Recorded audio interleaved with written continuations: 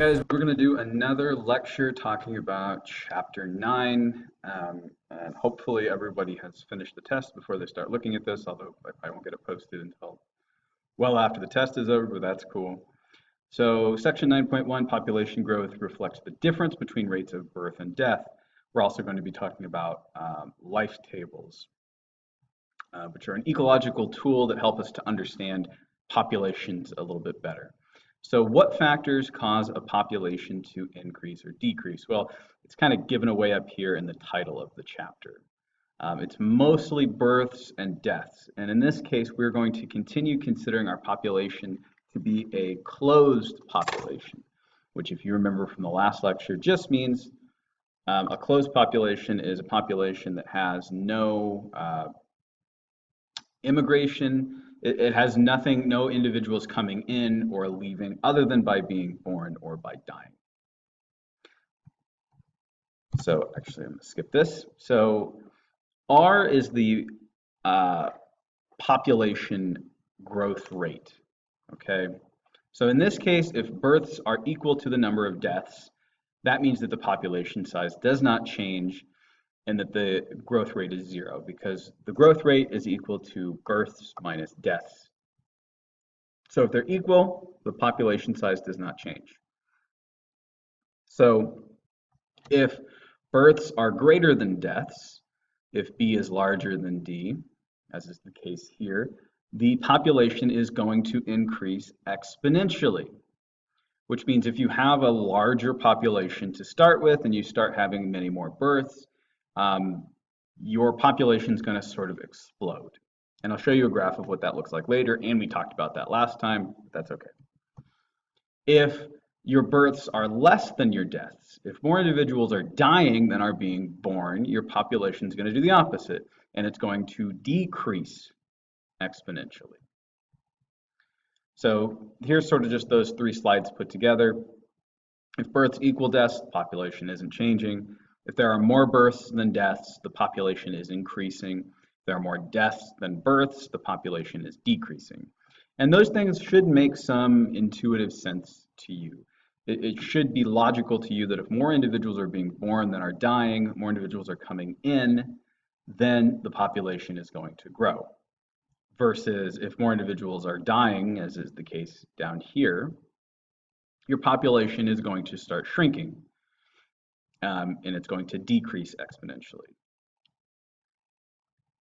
So this is a graph of what it looks like when R is greater than 0. You have a very rapid increase here. Whereas if R is less than 0, you have a decrease here, and it decreases pretty quickly.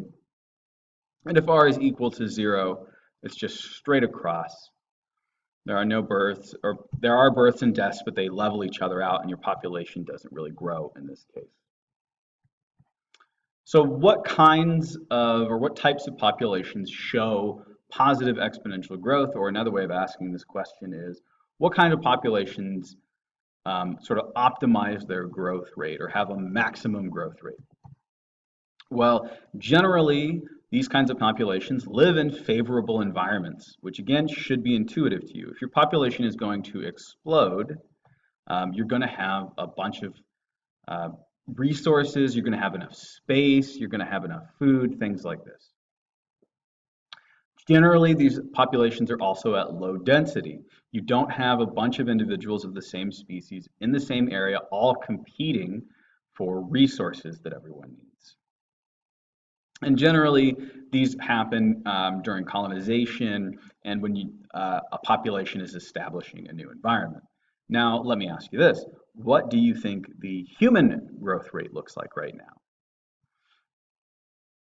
If you guessed it's exponential, you were very correct. Human population growth rate has been exponential, and increasing exponentially since around the time of the agricultural revolution. And what may happen, and we'll get to this later on in the semester, is that we are going to increase population densities everywhere, and we're kind of going to have less favorable environments. We're going to have less food available, stuff like that. But we'll talk about that later on when we get to it. Stuff that you should know is that your rate, here, let me throw this up. this up here for you guys. Your population growth rate is equal to the number of births minus the number of deaths. Okay, and immigration and emigration do take place here, but right now we're just going to be focusing on our births and our deaths for the time being.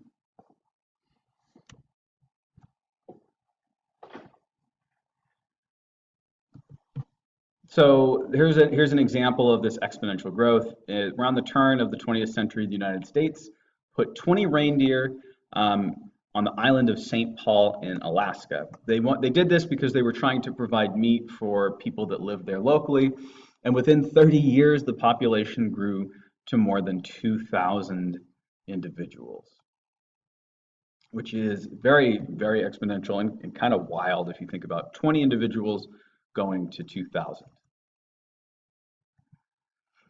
Here's a growth, or here's a chart of the population growth. You can see it's very, very exponential for these guys. When Europeans got to North America, there was a whole bunch of these organisms called whooping cranes, and they diminished them down to only 15 left, 15 individuals left of the entire species. It declared endangered in 1967. Probably because the Endangered Species Act, I don't think it existed at this time, or maybe there just wasn't enough sampling. But through conservation efforts, there are about 500 as of a couple of years ago, 3 years ago. I wasn't able to find any more updated data than that, but this population, this species, it's not doing well, certainly, but it has definitely recovered from this 15 down here, and largely through conservation efforts by humans. And there you go, whooping cranes taken off. They're a pretty cool looking bird. And you can see their population growth is not quite smooth, but it is exponential. They are increasing. So for a lot of organisms, birth rates and death rates vary with age. So I don't know if you guys remember, but we were talking about the 3 different sort of basic categories that organisms can be put into, and that is pre-reproductive, reproductive, post-reproductive. So birth rates should make sense. If you're pre-reproductive, you're not going to be having any offspring. If you're post-reproductive, you're not going to be having any offspring. So how do we estimate R, which is again equal to births minus deaths, utilizing this sort of notion of age? And the answer to that question is through a life table. Life table, as it says, an age-specific account of mortality. I think there's a more intuitive way to understand it, which is probably for us going to be just to look at it. Ecologists use life tables to examine systematic patterns of mortality and survivorship within populations. And life tables can follow a cohort. Cohort is a word you should know. A cohort is a group of individuals in a population that are born in the same period of time. Okay, so for like you guys, your grade could be considered a cohort. So like, let's say you guys would be like the class of 2019 or something like that. That would be your cohort. It's everybody that was born around the same period of time. So here is the sort of very, very basics of a life table, and there are a lot of statistics that can be derived from this. But X is just representing the age class. So 0 and 530, this means like the 0th year, or sort of the first year that we're looking at things. And there were 530 squirrels that were either born or immigrated in at this point, but we're going to just say born because, again, we're simplifying. We're saying this is a closed population. At year 1, you only have 159 squirrels left. And so that means several hundred squirrels didn't make it from adolescence to this first year age category. But again, X represents the age class, and N of X represents the number of individuals still alive. So the N of 0 would be 530, N 1 would be 159, N 2 would be 80. The next number that you can figure out is this survivorship number, or lowercase lx. And this is the number of individuals, or I should say the proportion of individuals who survived to the next age. So at 0, it's going to be 1, right? It kind of has to be 1. There was nothing before this, so it's not like you can say, well, some died before they were counted. That doesn't really make too much sense in terms of the ecological study that we're doing here. So this is just 530 divided by 530. This next category here, or I should say n of 1, is 159, which represents an L of 1, which is equal to 30, or 0.3, I should say.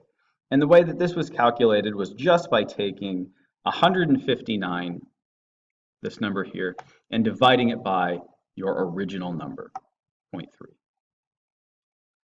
So if we move down to n of 2 and L of 2, how did we get this 0.8 number?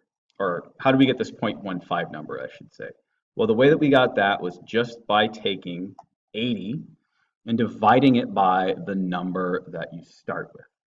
Okay, that is how you calculate survivorship. You take the number that individuals are still alive, so in this case 80, and you divide it by the number that you started with, which is 530.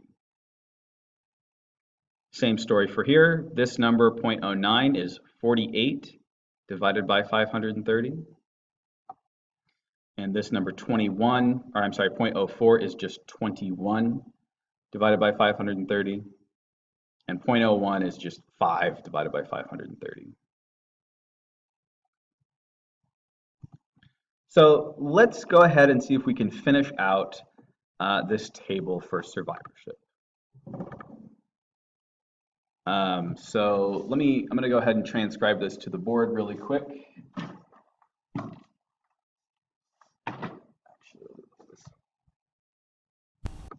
So I went ahead and just copied it down for us here. And so the first one, the first number for survivorship should be somewhat trivial. It's 880 divided by 880. Let's put the math here, which gives us a value of 1. Because again, of course, all of our individuals are surviving the 0th generation. Every individual we counted was actually there. So the next value here is going to be 420 divided by 880. I wish I had a calculator. This will work though. Which gives us like 0.48 or something like that. So the next one here, 250 divided by 880, gives a value of 0.28. So how do we solve this next one? We're going to utilize the same strategy, and I'll go ahead and erase my scratch work so nobody gets lost. But how do we figure out survivorship for L of 3? The same method. We could think about it like this. You could say, if you want to get mathy with it, you'd say n of 3 divided by x of 0, which is the same thing we've been doing, 145 divided by 880. Do that math really quick. 0.16. All right. How are we going to calculate survivorship for the fourth one here?